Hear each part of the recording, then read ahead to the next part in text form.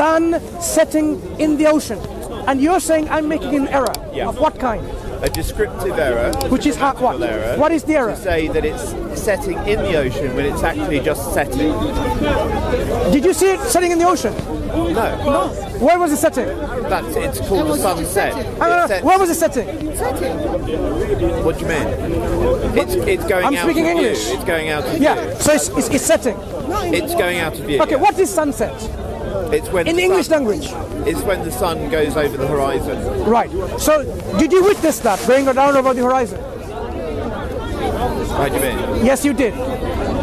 Did I go? In your description, if you went to a beach, Yeah. you saw that happening, Yeah. going down around the horizon. And I relate the same information. Am I making an error? If you want to go back, And if you say that it's setting in the sea, yes. That's what you saw. No, I didn't yeah, see you it can, but you'll be see, in the I shot, see it that's going up to you. over the horizon. oh yeah, that's So when people say I saw the sun setting in the ocean, it's actually not setting in the ocean. I would say that's from, yes. So that statement is grammatically incorrect. Yes. Yeah. I'd say descriptively. Descriptive incorrect. So all these people who describe this in the literature, you're going to correct them, right? They said you make a description error. Well, Like yours, if they, yours, my if dear. they, In fact, let me ask you this question. No, you did ask me. a question. No, I'm gonna, you did ask me. a No, question. I'm not finished yet. No, but you asked me. I a am not question, so finished yet, I'd like to visitor. answer that question.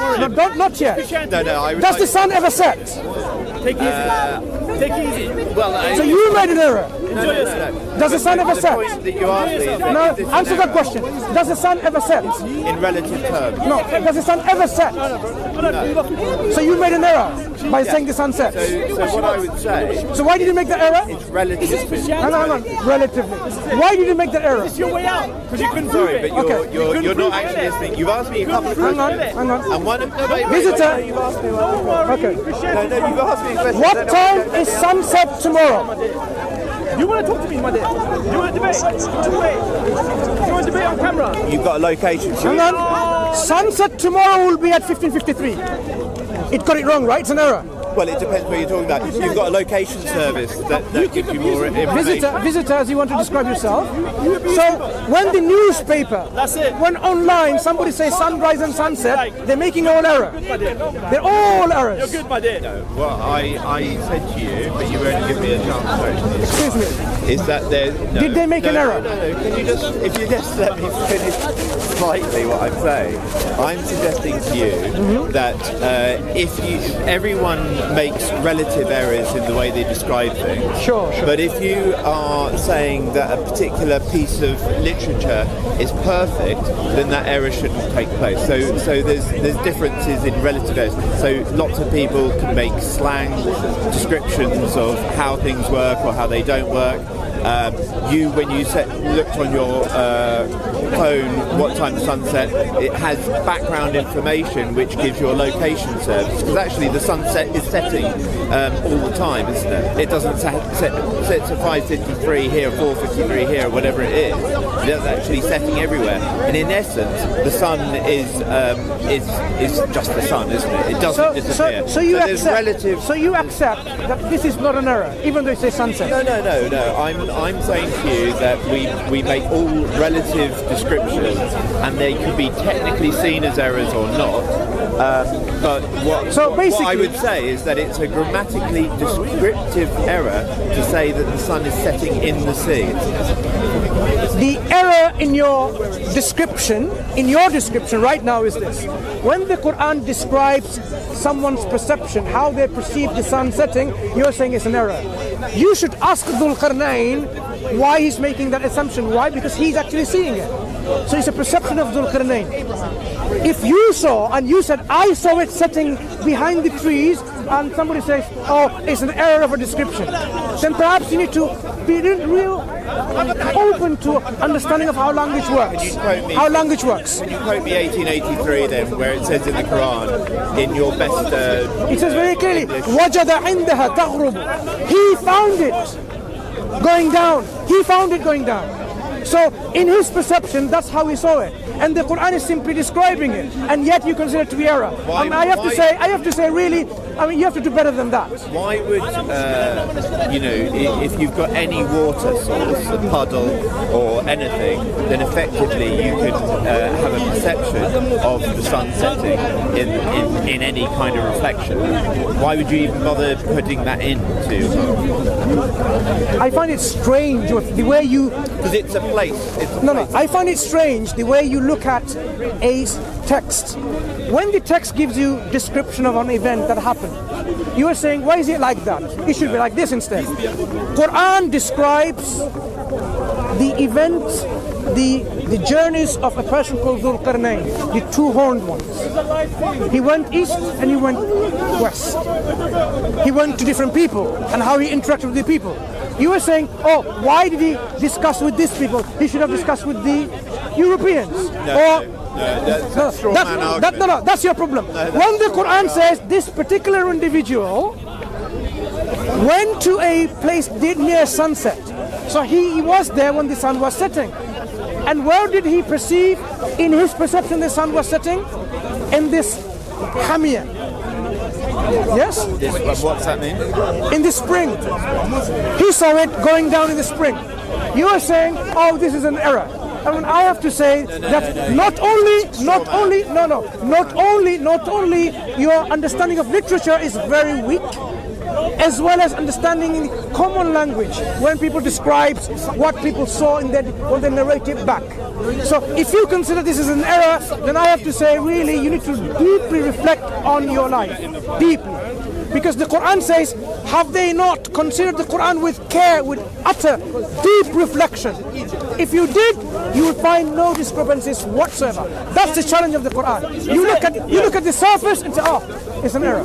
I'm sorry to say that. Is it a possibility, if you don't mind me asking, is it a possibility that it was talking about by what you read here? Is there a possibility it meant that it's going just a normal sunset that he was describing? Is there a possibility? Well, I think that's the argument, isn't it? But you put words into my mouth. I'm saying that if it is a normal sunset near any element of near a hot spring or otherwise, the issue is what is the question I would ask you, because you have read it deeply and I haven't, is why would you, not that it's why would you want to locate a place with a piece of water and then link that into the that's a genuine question. Yeah, but I don't think that really proves one way or the other. Should I explain something to you? You have the verses. No, because I guess it's two I think it'd be difficult. There's two hypotheses really, isn't it?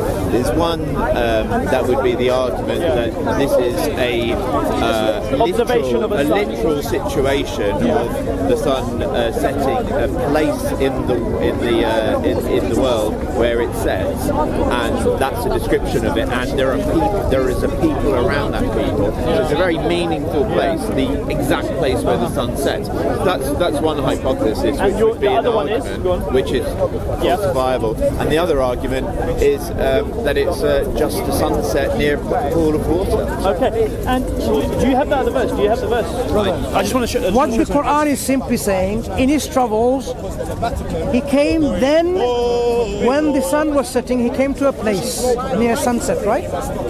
Time or place? So when he came to that place and the sun was setting, you are saying, why does anywhere? Why does the Quran give extra detail? It's because this is what he saw. What's your problem with that? In the Black Ages. Well, it's not a matter of. What's your problem? The problem with that is the meaning or the benefit of that description in the Quran. The benefit of the description is describing how he perceived in that setting. That's he came to a body of water where he couldn't go further. He saw the sun setting. He's saying that's his furthest he reached. What I want to show you was, do you want to read the next verse? If you don't mind, Mansur. Have you got the? Before we go into this, this is quite interesting. Now you're questioning that it's not an error. This is your underlying assumption now. It's not an error. I was correcting the issue about you putting words in my mouth. But you made these errors of assumptions. You are saying it's an error. Of what kind? Grammatical description. You keep telling me that I made it an error. What I was actually arguing. I am showing you the errors in your thinking. That's what I'm doing. You consider the Quran to be an error. I'm saying your thinking is an error. Okay. That the Quran is simply saying he saw it setting. He saw it, the sun going down. Your problem then now is actually, why is this extra description? The next verse actually. What's your problem? Does this the next verse? Yes, if you don't mind, can you just show me the next verse, please? But can you get facts on Google? What is the verse after that? You know, he actually went. So he went to two sides of the world, didn't he? He went one side where he saw the sun setting, as you say. And he went to people where the sun was rising. Yeah, and what is they actually, had no shelter. What is the actual wording? I'd just like to. Sorry, if you can find that. If you don't mind, brother Mansur, just for a second. He found the sun rising. Yeah. Well, in another bit. No, yeah. If you just, do you want me to find it? Is that the chapter? I'm not sure. I mean, Brother Mansur, do you remember the actual? Basically, along this. Yeah, along this paragraph. Because it shows you. I don't know. Have you got a phone? Can you get it? So, Okay, let me paraphrase for you. so it's no longer Yeah. an error. It's about why is there additional detail. No.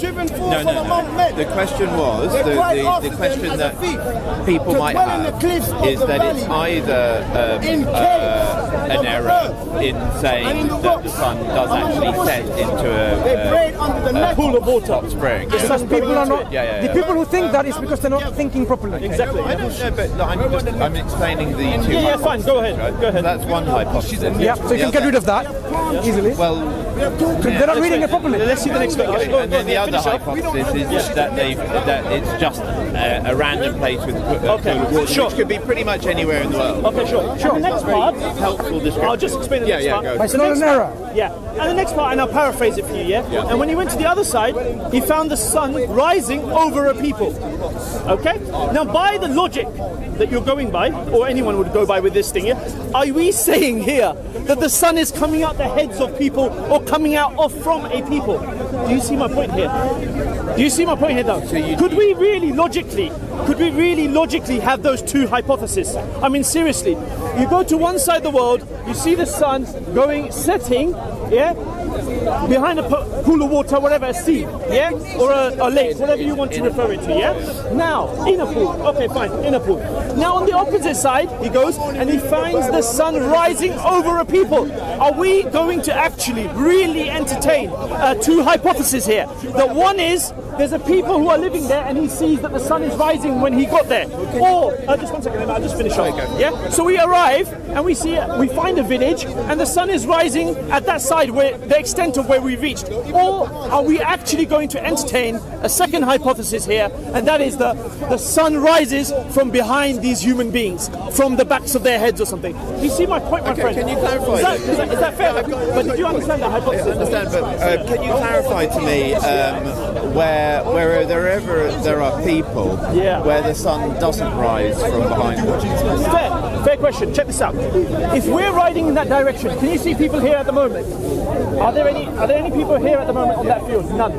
If we go, are there any people on this field? Not this one here. This one here. No. This field here, is there any people there? No.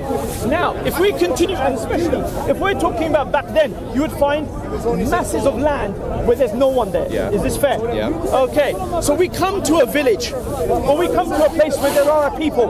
Yeah. When the sun is rising, are we actually going to entertain the fact that the sun rises from the backs of these people's heads? Do you see my point, my friend? My question was, if you come to any group of people and the sun rises, how descriptive or helpful is that? Okay, for example, if I set out and I arrived in the morning, well, how would I explain that? Would I say it's 5 o'clock? They didn't have, just to clarify, sorry, my friend. I wouldn't say it's 5 o'clock back then because we don't have watches. So I would say I arrived when the sun was rising. I found the sun rising over a people. Now, I find it very hard to entertain that the sun is rising from within these humans. No. So the fact rising over. that's fair. So then it would be, again, very logical to determine the previous verse the sun was setting when he arrived, whether it be a muddy pool of water, whether it be a lake, or whether it be a sea. My friend, I think it's clear. I don't understand what people are The going on Quran about. simply describes his journeys where, at what point he reached a particular group of people. During sunset, he reached one type of people and he did something. Another time, he reached a place when the sun was rising at that time and he dealt with this kind of people, a group of people. It's a way of describing the time he reached to a particular area of people and he had some interactions with them. By saying this is an error in the Quran, I am clearly saying people are not reading the Quran properly, they're not even thinking deeply, and they're just generating errors when the errors doesn't even exist.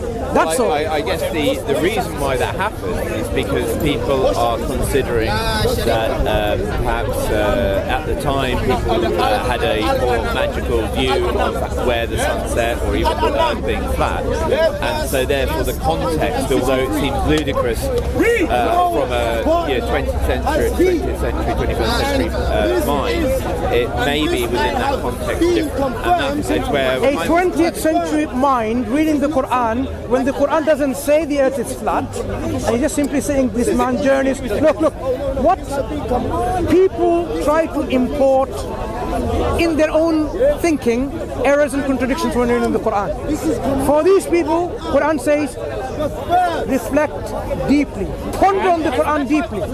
When you ponder on the Quran deeply, nothing of these sorts of contradictions that you've generated in your mind will remain. The Quran doesn't say there is no contradiction. It says, have you, أَفَلَا يَتَدَبَّرُونَ الْقُرْآنَ, have they made tadabbur, deep reflection and contemplation?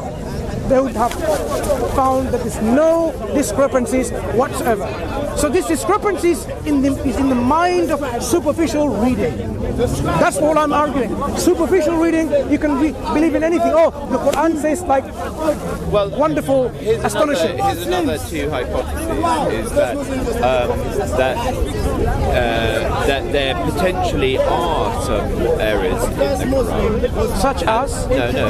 Let me just put the hypothesis first. There's potentially errors in the Quran, and obviously it puts itself in a position of zero errors. So it's unlike the Bible, and so there's potentially errors in the Quran, and that scholars have argued away those errors. That would be one hypothesis. The other hypothesis is there is absolutely no errors. no. A very strange way of looking at things. This is the Quran. It either has errors or it doesn't. You only have two options. And you examine them both, these claims. If you have errors, you should be able to find them. If you can't find any errors, the Quranic claim stands, it is free from errors. There's the other description, because Islam was the beginning of algebra, wasn't it? Let's return back to the Quran. That was the Quran either has errors within it or it doesn't. You have no other alternative options. So the other You have no other options. The other famous possible error that you can refute is the issue around inheritance, when the argument that I'm talking about. What is the error in inheritance? The issue would be that I can't remember the details on it. So if you have a father or mother leaving certain with portions, the parents survive, and you have children like would this, be it divided by doesn't 8, add up. 9 Right. But here is the problem. Every single verse which talks about this, if you apply that situation, you'll never come to an error. Where does the Quran say? I'm arguing in one different point. Where does the Quran say you have to take that situation from one verse, and another situation from one verse, and amalgamate and make a new rule? Every single verse or ayah in the Quran which talks about a particular inheritance, this situation amounts to exactly, mathematically, as you would say, correct description in your own mathematical understanding, right? You would say that's exactly, it doesn't go beyond one, it doesn't go less than one. It's exactly as it is. When you amalgamate one, hang on, not circumstance. Where does the Quran say when you have a father leaving two daughters and one mother? Let me hypothetically, because I can't remember exactly. Imagine now there's an error which is what? You have a father who has two daughters, one brother, one sister, whatever, for the sake of argument, and that goes Does the Quran give you rules for this anywhere? Well, it's a pity that I can't quote the exact ayah. No, we can bring it up. Imagine this is the case. But the case that you generate doesn't exist in the Quranic example. It doesn't say that. If you have this situation, then this is what you give, and then it makes an error. It says how it should be calculated. This particular situation, so Quran never gives you, if you have a father or a mother who lives this kind of brothers or sisters and daughters, it doesn't give you that scenario. So where do you get the scenario? Well, no. There is no scenario, there is no ruling. It gives you the rule. It gives you the rule. It doesn't give you a ruling for that. No, but it gives you the rules for what happens and how you divide inheritance. It doesn't give you the rules for that specific situation. General rules. Now you're confusing things. No, I'm not. It does not give you the rules for that specific situation. Does it give general rules? Does it give general No, rules? it gives specific rules. Huh? Specific rules. Specific rules? Yes. It does. tells you if you have a deceased who left behind a son or a daughter and so on and so forth. Yeah. Specific rules. Well, those are the rules. They're not general rules. They're the rules. When you But if you specify, apply those when you apply these situation- rules to which situation? To this example. But this situation is not covered in these rules. No, but if you apply those I don't get it. You cannot apply a situation which is not described in these rules. It's not inclusive of it.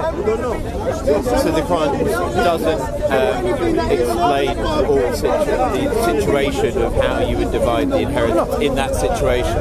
In that situation, the Quran doesn't give you any rules. Well, it's still got all the different rules, hasn't it? Sorry? You apply, like in a law court, you apply the rules that you've got. Can you ask this gentleman? The ashes are coming in our eyes. The situation. This situation, the Quran hasn't given you any rules. So you can't say this rule is mathematically incorrect when such a rule doesn't exist. But if you apply all the rules that are there to this situation, it becomes. But you're applying them, amalgamating two different rules for a situation that the Quran doesn't describe. Why are you amalgamating different rules for a situation the Quran doesn't even describe? Because you've got to apply the rules that you've got. No, you can get the rules from the Sunnah if it doesn't exist in the Quran. And And what are the rules in the Sunnah then? if you get the rules from the Sunnah, then your question about the Quran gets the rule wrong is totally redundant. It's a made-up error, made-up mistake in the Quran, which doesn't even exist. The Quran doesn't have a rule for that situation. No, it doesn't describe that exact situation, but it does have a set of rules, and if they're applied to that situation, it doesn't work. I am saying, why are you applying rules which doesn't even apply? It is not for that situation. Quran hasn't given you a set of rules to apply in these situations. It hasn't, simply. By amalgamating different rules, of course you're going to make confusion. Well, I think that's. I'm stating to you what is obvious. The Quran specifies rules for a certain situation, specifies rule for another situation, specifies rule for another situation, and so on. By mixing and matching, you are creating rules to generate error. You are doing that yourself. The Quran hasn't given you a rule which constitutes an error in the first place. Well, I know. I can't say more than what I've said. If you apply the rules that are given to you, you've got a family. But the rules that you're applying doesn't even exist in the Quran. That for that particular situation. Got a family. You are amalgamating different rules, making up a new rule. You've got a family, and something happens, and you look to the Quran. You go to the for Sunnah guidance. if it doesn't exist. And what does it say in the Sunnah? Suppose the Sunnah gives you a rule and it gives you a solution. That's it. And doesn't And it does. to that situation. Yes. And what's Similar it? situation. A similar situation. No. The situation that you're giving the Quran, if it doesn't, the Sunnah does. You sure? Yeah, many rules the Sunnah provides. Many rules. Well, I don't know enough about it. Do you know the specific? No, I'm just telling you, if it doesn't exist in the Quran, the Sunnah will explain and give you the rulings. So you will be in error by saying the Quran in this situation has got it wrong because it hasn't even got this rule in the first place. That goes back to the other kind of argument, is that there is then it's using what you've just said as a way of explaining that this is not an error. I'm not explaining away, I'm just simply saying you have applied the rulings wrong. When you have two equations, you mix these two equations, make another one equation. And you get that equation wrong, and you're saying, oh, the Quran gets it wrong. No, think about it. You have two different equations. No, you have two different equations. Can you not do that in my eyes, right? Can you not put that light in my eyes? You know, you are so bad people. He puts such a bright light in my eye when I tell him not to. That's not in my eye. But look at that. Okay. Are you running away? Don't put this. Running away? No, don't put this in my eye, please, right? Listen, Mansur, stop acting like a little girl. Because there's put a this- light over there. Look. And you're not complaining about that particular Look, light. but that you're was complaining about this behind light. me. Why You is put that, it- Mansur? I just told If you want, I can film from behind your back. Mansur, can we debate? Yeah? Yeah? I am Alright, simply let's saying, debate. I am simply saying, Light is not on your eyes now. respect. Okay, put her lies on her Yeah, face. that's what I'm saying. Oh yeah. So that's all good. Behind me, just exactly behind me, right? No lights. And now these lights as well, please. No lights. No lights in front of my. Hey, are you a diva? Thank you. Yeah, Right? you're a diva. Good. Thank you. Now debate between yourself. Where's the gentleman gone? Yeah. Right. Sir, who is Allah?